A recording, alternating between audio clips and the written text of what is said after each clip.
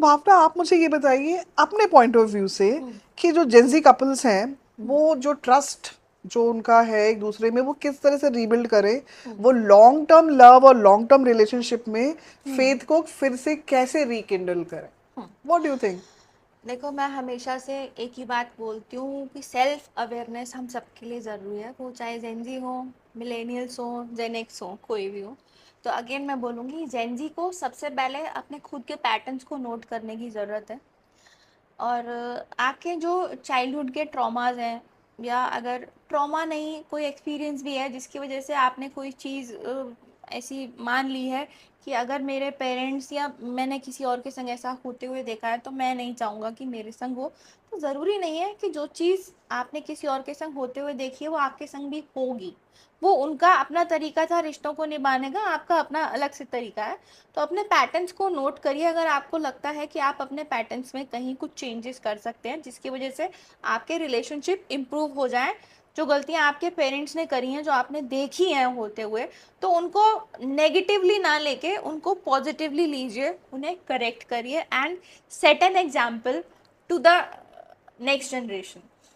और आपकी खुद की लव लैंग्वेज आपको पता होनी चाहिए, और आप जिस इंसान के संग रिलेशनशिप में जा रहे हैं उसकी लव लैंग्वेज आपको पता होनी चाहिए। आपके लिए ये कॉन्सेप्ट बहुत क्लियर होना चाहिए कि लव की डेफिनेशन आपके लिए और आपके पार्टनर के लिए क्या है।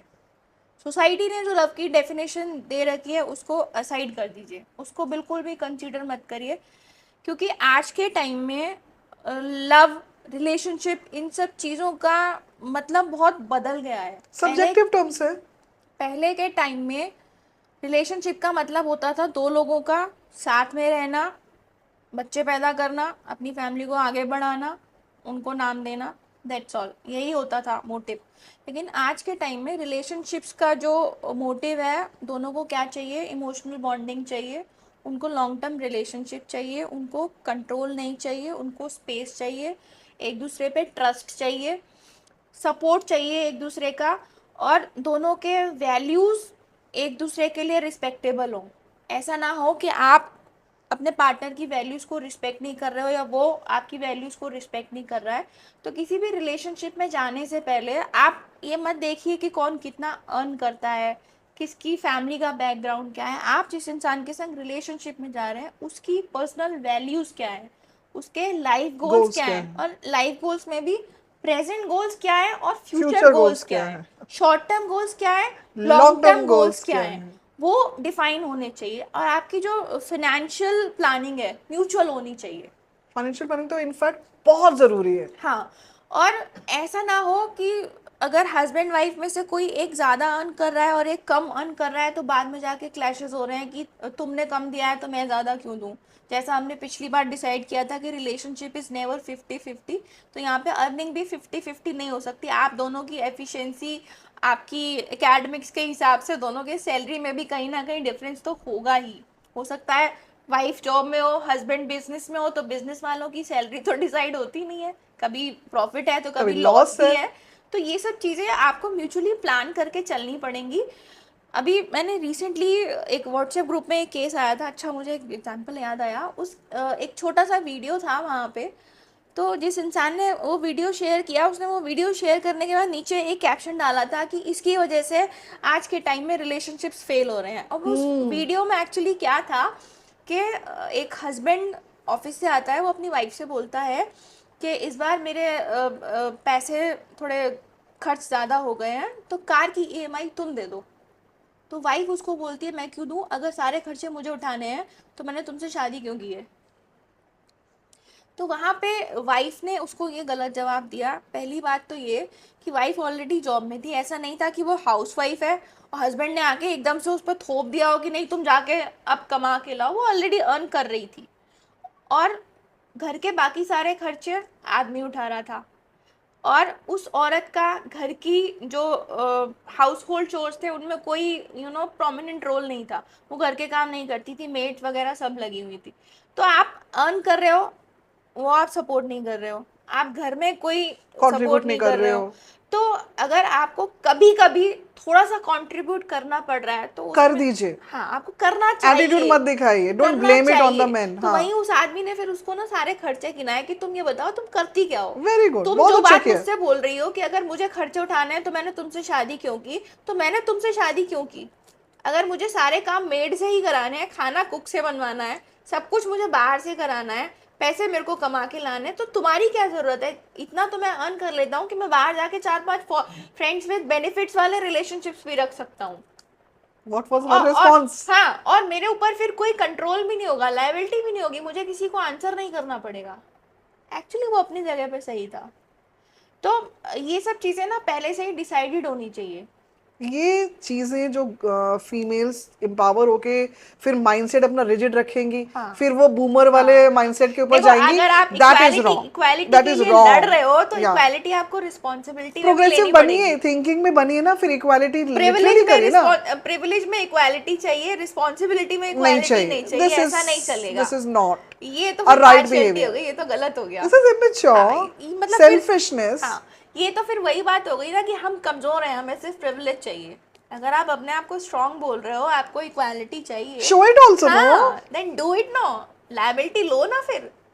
तो इस तरह के जो मेजर चीज़ें हैं जो आपकी लाइफ को सस्टेनेबल बनाएंगी, आपके रिलेशनशिप को इंटीग्रिटी देंगी, आप दोनों मिलके अपनी फैमिली को कैसे चला रहे हो वो ज़्यादा मैटर करता है। तो इसलिए मुझे लगता है कि जब जेंजी कपल्स में क्लैरिटी रहेगी, बिल्कुल। ठीक है, तो they will be you know in a much better space to resolve their differences expectation कम होनी एंड टू चाहिए। Rebuild the lost trust. जैसे उन्होंने अपने पेरेंट्स के रिश्ते में देखा है, वैसे वो नहीं करेंगे। या तो हम वो लर्न करेंगे, बच्चे हाँ, क्लोजली अपने पेरेंट्स को इतना ऑब्जर्व करते हैं, इमिटेट करते हैं। इमिटेट भी करेंगे, उनके पैटर्न में आ जाता है, बिहेवियर में आ जाता है। और अगर पेरेंट्स ने कुछ गलत करा, ये बच्चों को पता चल रहा है, तो या तो वो उसी चीज को करेंगे पैटर्न में अपने बिहेवियर में, या फिर वो चीज़ों से सबक लेंगे और उनके लिए वो सारी चीज़ें रेड फ्लैग होंगी और वो अपने रिश्ते में वो चीज़ें नहीं लाएंगे। बिल्कुल। अपने पार्टनर से ना एक्सपेक्ट कम करना चाहिए, एक्सेप्ट ज्यादा करना चाहिए, and that too with clarity. With clarity. ऐसा नहीं है कि आपने दिखाने के लिए एक्सेप्ट कर दिया और फिर आप उसको अंदर ही अंदर एक वो ग्रजेस बिल्ड कर रहे हो और बाद में फिर आप उसको टॉक्सिक बना रहे हो, वो नहीं करना चाहिए। और 10 लोगों में बात कर रहे हो। हाँ, हाँ, वो सब चीजें नहीं होनी चाहिए। कम्युनिकेशन बहुत क्लियर होना चाहिए। कोई भी चीज अगर एक दूसरे को हर्ट कर रही है, बिल्कुल क्लियरली बता दो। और पब्लिकली मत बताओ। इफ योर फ्रेंड्स एंड हाँ, ऑल आर हाँ, सिटिंग, हाँ, तो what Gen Z can do is not humiliate. हमने थप्पड़ मूवी देखी है ना, क्या हम्म, गलत कर दिया था तापसी पन्नू के साथ, उसको पूरे पब्लिकली उसको थप्पड़ मारा। अगर उसको गुस्सा था, कुछ भी था, वो उसको बेडरूम में जाके भी बात कर सकता, they could have solve the यहाँ पे दो प्रॉब्लम। चीजें हैं, एक तो सबके सामने नहीं करना चाहिए होता, हाथ नहीं उठाना चाहिए था, आप मुंह से बात करो ना, आपको जो बात करनी है, आप लड़ लो, चिल्ला लो। तो ये बिहेवियर है, थोड़े से हाँ, हमें चेंज करने पड़ेंगे कपल डायनेमिक्स में। हाँ, इस तरह के टॉक्सिक बिहेवियर को भी मैं बोलूंगी कि आज के टाइम में मतलब नोबडी टॉलरेट्स। कपल्स को बिल्कुल ये पहले से डिसाइड कर लेना चाहिए कि इस तरह का behaviour not tolerable. It's a big red flag. कुछ चीजें ऐसी होती हैं, देखो आपके लिए नेगोशिएबल होती हैं कि हाँ इन चीजों में मैं नेगोशिएट कर सकती हूँ या कर सकता हूँ, लेकिन ये चीजें ऐसी हैं यहाँ पे मैं नेगोशिएट नहीं सॉरी, करूंगा। Non negotiable. हाँ, वो आपको क्लियरली डिफाइन कर देनी चाहिए। तो अगर आप दोनों म्यूचुअली उन चीज़ों पे अग्री करते हो तो ही रिलेशनशिप में जाओ, अदरवाइज तो नहीं जाओ। So be as honest with each other. मेरे ख्याल में ये एक बहुत बहुत बड़ी बिल्कुल। चीज है, जिससे कि ऑनेस्टी ट्रस्ट तो always required in any relationship, transparency हाँ, होनी सो चाहिए। इनफिडेलिटी इतनी बढ़ रही है ना, तो इसीलिए मैं कह रही थी कि देखो ऑनेस्टी होनी इनफिडेलिटी चाहिए। के रीजन भी यही होते हैं, कहीं ना कहीं वाइफ्स कई बार फाइनेंशियल अब्यूज का शिकार हो जाती हैं तो वो फ्रेंड्स विद बेनिफिट्स में बाहर चली जाती हैं। कभी फिजिकल अब्यूज का शिकार होती हैं तो वो इमोशनली एक कंधा ढूंढने लगती हैं।